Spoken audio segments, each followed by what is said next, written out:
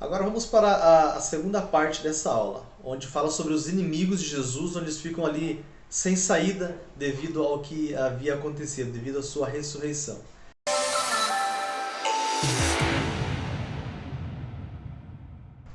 Olá, tudo bem? Eu sou o professor Juarez Nascimento. Que a graça e a paz do Mestre Jesus esteja sempre com você. Seja muito bem-vindo e muito bem-vinda ao nosso canal de Teologia Bíblica. O texto de Mateus 28 diz bem assim, do verso 11 até o verso número 15. Fala assim: Enquanto as mulheres estavam a caminho, alguns dos guardas dirigiam-se à cidade e contaram aos chefes dos sacerdotes tudo o que havia acontecido. Quando os chefes dos sacerdotes se reuniram com os líderes religiosos, elaboraram um plano. Deram aos soldados grande soma em dinheiro, dizendo-lhes: Vocês devem declarar o seguinte: os discípulos dele vieram durante a noite e furtaram o corpo, enquanto estávamos dormindo. Verso 14.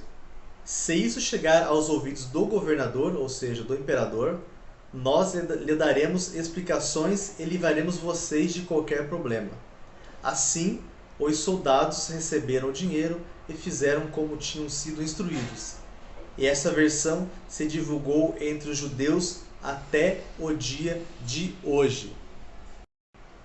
O interesse em guardar o corpo de Jesus no túmulo era dos sacerdotes, dos líderes religiosos. Afinal de contas, foram eles que acusaram Jesus e levaram até Pilatos para que fosse condenado. Então, Pilatos não tinha esse interesse em guardar o corpo de Jesus, vamos dizer assim, mas sim era interesse desses líderes religiosos. Então, para os discípulos, a ressurreição de Jesus era uma boa notícia, mas para esses líderes religiosos era uma má notícia que Jesus tivesse ressuscitado.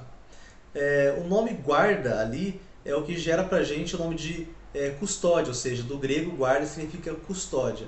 Via de regra, quando fala a guarda, eram cerca de 60 pessoas, mas no caso de Jesus aqui, no caso do túmulo de Jesus, tinha um pouco menos, mas eles estavam responsáveis pela guarda, pela custódia do corpo de Jesus. Devido à reputação de Pilatos, devido ao seu histórico, provavelmente essa história acabou sendo abafada, digamos assim, porque Pilatos acabou acatando, recebendo suborno, assim como os guardas foram subornados. Então, os judeus, os líderes judeus, subornaram os guardas para que ficassem em silêncio. Quando essa notícia foi levada ao imperador, também provavelmente houve o suborno de Pilatos. E por isso que essa história ali, como o próprio texto fala, que durou até hoje, ou seja, a gente entende que o livro de Mateus foi escrito entre 70 e 100, alguns dizem que foi até o ano 115, mais ou menos, a composição do livro. Então esse até hoje, a gente entende o quê? Que é mais ou menos até o ano 70, ou seja, Jesus foi morto perto do ano 30 e a história durou até o ano 70. Ou seja, são mais ou menos 40 anos que essa história de que os discípulos de Jesus furtaram o corpo, ela acabou perdurando. Então, dentro desse espaço de tempo, muitas pessoas deixaram de crer em Jesus como o Salvador, como aquele Messias que prometido no Antigo Testamento, justamente porque houve uma mentira contada ali, dizendo que Jesus não havia ressuscitado, mas que ele havia ressuscitado apenas no coração dos discípulos, e não de fato como a gente consegue perceber nos textos bíblicos. Então a gente consegue perceber que os líderes judeus aprenderam muito bem a usar o dinheiro ao seu favor. Sim, esse dinheiro que eles usaram para não só comprar os guardas nesse momento, mas em outras ocasiões também, era dinheiro do templo. Muito provavelmente era dinheiro do templo. Então com esse dinheiro eles compraram Judas para atrair Jesus, compraram os soldados que estavam na guarda do túmulo de Jesus e depois compraram também o imperador para que essa história ficasse escondida, ficasse como sendo essa que eles contaram aí, que Jesus, ou o corpo de Jesus, foi roubado por seus discípulos. A gente entende também, pelos estudos e pelos próprios relatos bíblicos, que o suborno era algo muito comum nessa época. Eu vou ler para vocês aqui Atos 24:1, que diz bem assim: 5 dias depois, o sumo sacerdote Ananias desceu a Cesareia, com alguns dos líderes dos judeus, e um advogado chamado Tertúlio, os quais apresentaram ao governador suas acusações contra Paulo. Então Paulo estava pregando como de costume e algumas pessoas o pegaram e levaram até a presença do governador. E lá acontece o seguinte, no capítulo 24 de Atos, versos 25 e 26, diz bem assim: quando Paulo se propôs a discorrer acerca da justiça, do domínio próprio e do juízo vindouro, Félix teve medo e disse: basta, por enquanto pode sair. Quando achar conveniente, mandarei chamá-lo de novo. Ao mesmo tempo, esperava que Paulo lhe oferecesse algum dinheiro, suborno, pelo que mandava buscá-lo frequentemente e conversava com ele. Então a gente vê aqui que Paulo foi levado a um dos líderes da época ali, e este aguardava que Paulo lhe desse dinheiro para que deixasse a história apaziguada, aqueles panos quentes, sabe, aquele cafezinho. Então, era muito comum na época acontecer isso. Então, o Félix acabou ali pedindo, esperando que Paulo oferecesse alguma recompensa para que ele fosse liberto daquela situação. Então, nessa parte de Mateus 28, 11 ao 15, a gente percebe que os líderes religiosos, ou seja, os inimigos de Jesus, acabaram ficando numa saia justa, porque a ideia era o seguinte: mata-se Jesus, os seus discípulos vão se dispersar e acaba-se o problema. Mas não, algo que para eles era inesperado aconteceu. Jesus Cristo ressuscitou. Então eles tiveram que dar o seu jeitinho de acabar aplacando essa história que ficou aí sendo tida como verdade por uns 40 anos ou um pouco mais, que os discípulos haviam roubado o corpo de Jesus. Mas sabemos que a história não é bem essa, que o Mestre realmente ressuscitou. Indo para a parte final agora de Mateus 28, vamos ler ali do verso 16 até o verso 20 de Mateus. Diz assim o texto: os 11 discípulos foram para a Galiléia, para o monte que Jesus lhe indicara. Quando o viram, o adoraram, mas alguns duvidaram. Então Jesus aproximou-se deles e disse: foi-me dada toda a autoridade no céu e na terra. Portanto, vão e façam discípulos de todas as nações, batizando-os em nome do Pai, e do Filho e do Espírito Santo, ensinando-os a obedecer a tudo o que lhes ordenarei.